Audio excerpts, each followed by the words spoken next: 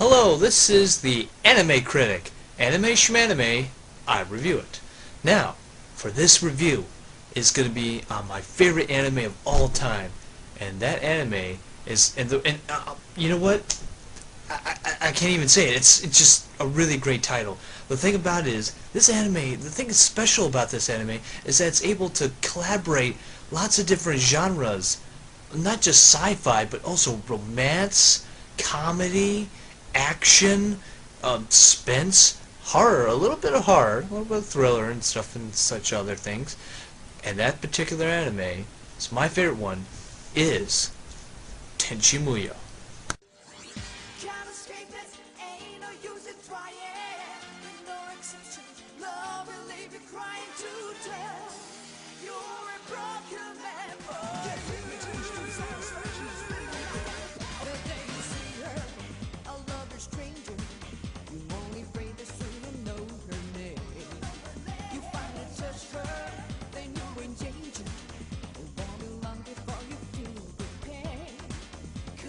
Emotions will overtake you.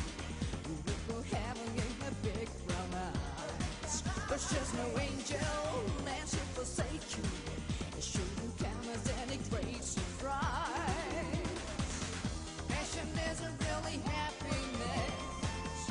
There is trouble in the sweet caress. Lost in confusion, you try no delusion. If you don't cry.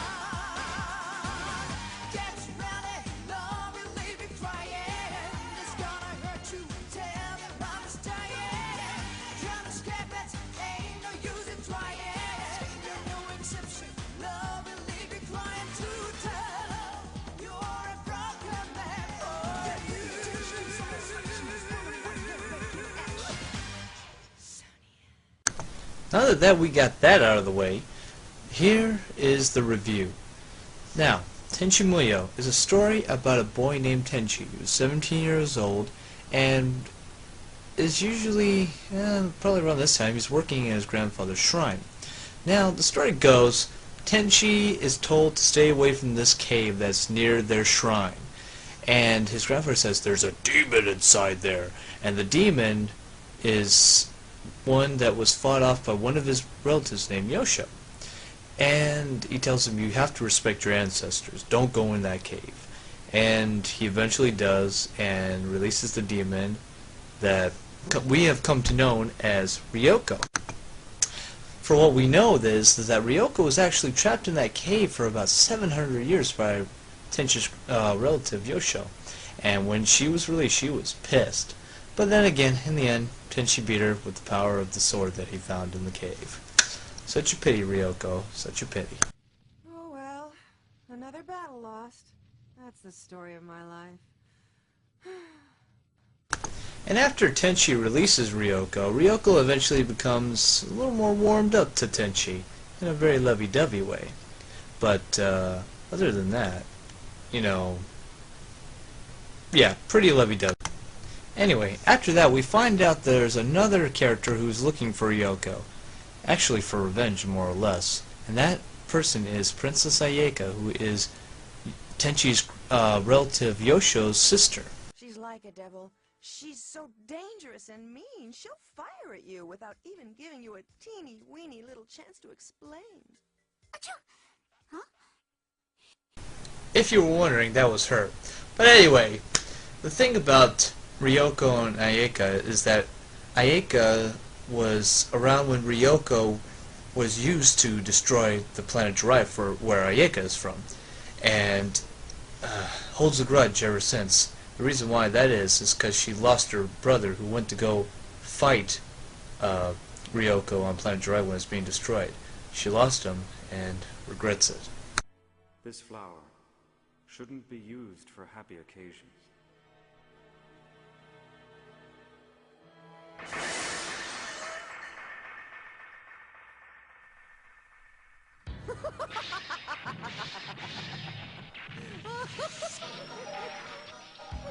You devil! Take me with you! Yosho, take me with you! Yosho! Man, how tragic. But you know what? That's pretty much the reason why Ayaka hates Ryoko. Thinks she's such a monster and such. But you know what? I personally think that once they get together and they start fighting, well, let me just tell you, let my friend Vince tell you what happens. Those guys are crazy when they get in a fight, man. Oh my god, they bitch slap each other, they do whatever you want to. Huh. And if you think that sounds bad, why don't you check out this clip? Dare you?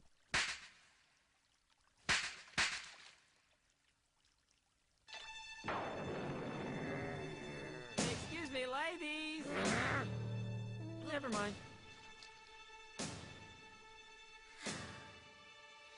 I've had about enough of this. I think that you think I'm harmless, and if that's what you think, you're wrong. Am I? Well, I think that you're a naive little girl.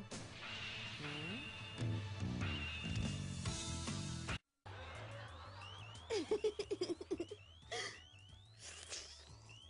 emergency call? Ah! Emergency! I better hurry to the cockpit. Wow! I bet oh, what a mess!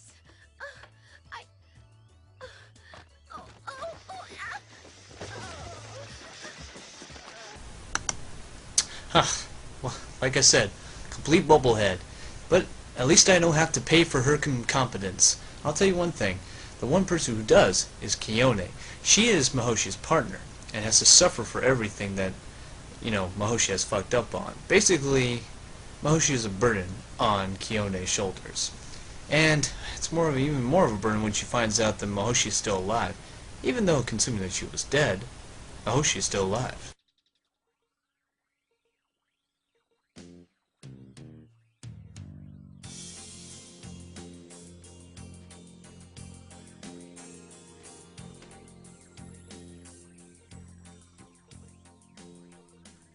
The house must be just ahead of me.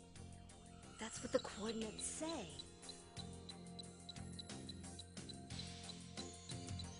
That must be it.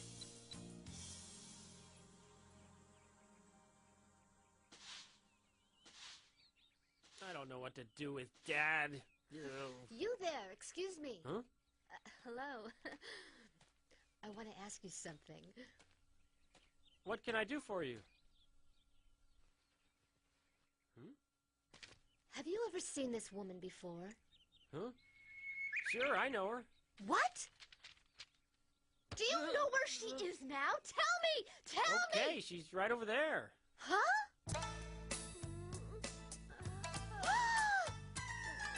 Ooh, that's it. My all too brief peaceful moments are all over now.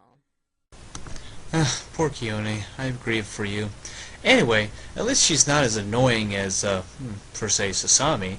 I think to save me some time, I think I'm just going to show you a picture of Sasami, because I think she is the most annoying character in this entire series. Sure, she grows up to be Tsunami, who's also beautiful. Ah, yes, the beautiful Tsunami. Pretty hot, isn't she? I would say.